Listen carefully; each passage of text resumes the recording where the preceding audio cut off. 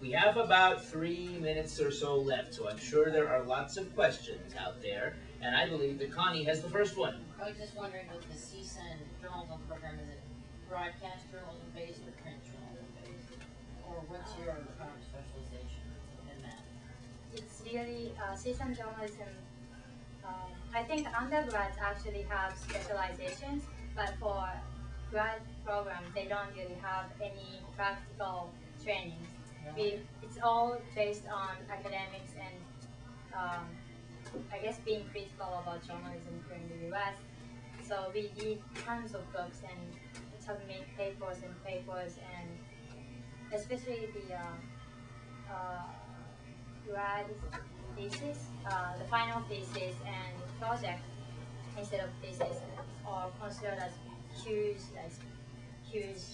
thing for every student. Sure.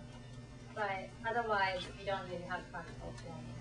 So it's really disillusioning me some way because all the books I read so far is all about how bad journalism is in the US.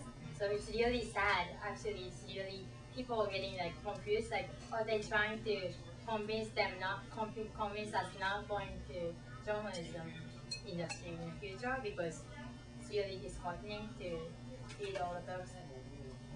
It is really weird, and some students are really confused about the program.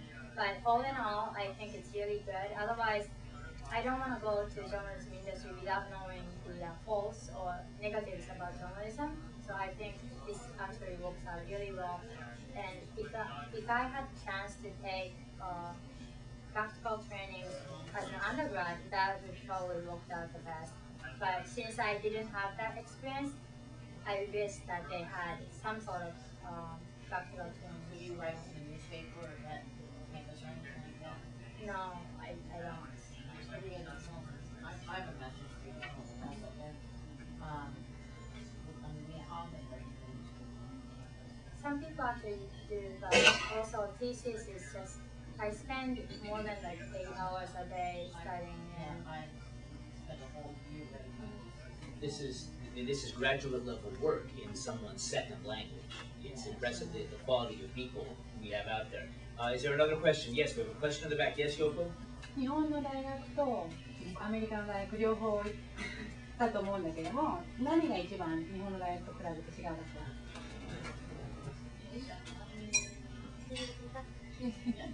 ら？ Now interpret that into English. That's a very good question. Well done, that.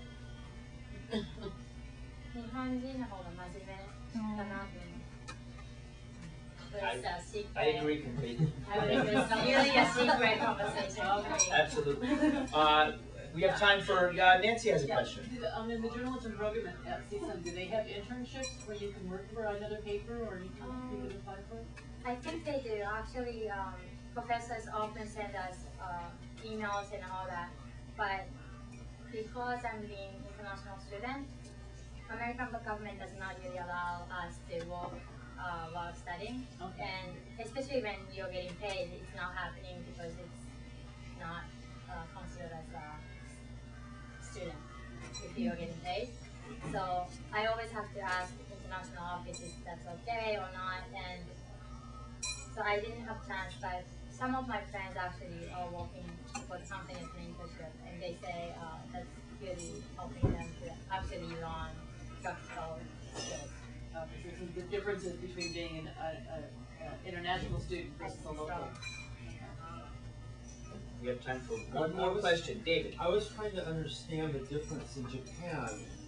Did you say that the journalism industry is different in Japan, the journalism industry?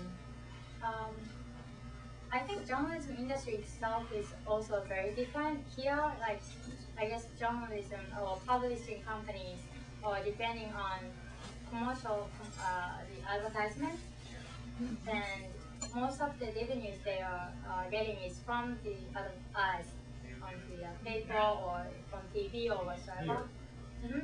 In the US. But in Japan? But in Japan, it's most of the revenues are from subscription fees. So newspaper back home is more expensive than here, and Yeah, so I think that's the biggest difference, and also how they go about to get the news sources is also different because we don't have we don't really have beat system, but instead we have club system that you have to belong to club so you can get to the conferences. Sir, you have just spent a full academic year as an ambassadorial scholar in a completely different country. And now, here's the funny part. You have about 1 minute to summarize the whole experience, what you feel you're taking out of it after your first academic year. What would you say if you had 1 minute to summarize the ambassadorial scholarship experience? Being a scholar here is, for me, was very special.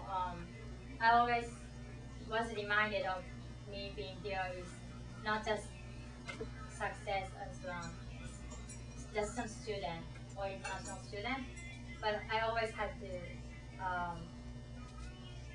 I try to talk to people that I'm a scholar, so people know that there is a scholarship available for them as well. And so when my friends here says that I want to go abroad, like you, and I say like, well, do you know about the Rotary Club? So they can also maybe apply for some scholarship here. And by chance, I came across this Nepalian. From Nepal, Nepalese. And he was of course in Nepal, and he had a connection with my host family's friend, and she was trying to help him go through the higher education, and he asked me about the Rotary scholarship, so I emailed him back, and so being here is, in the United States is not just an academic purpose, but also making connections and making friends and talking about my scholarship and also Rotary Club. So it's been very special because I'm a scholar and also I'm an international student. It's an incredibly exciting thing just for our district and especially for our club to have one of the few visiting Rotary Ambassadorial Scholars. So for the final time officially, and she's going to be coming here to visit a lot next year, she knows that, but for the final time officially, your Rotary Ambassadorial Scholar, Sara Motomura. You've been practicing for a whole year.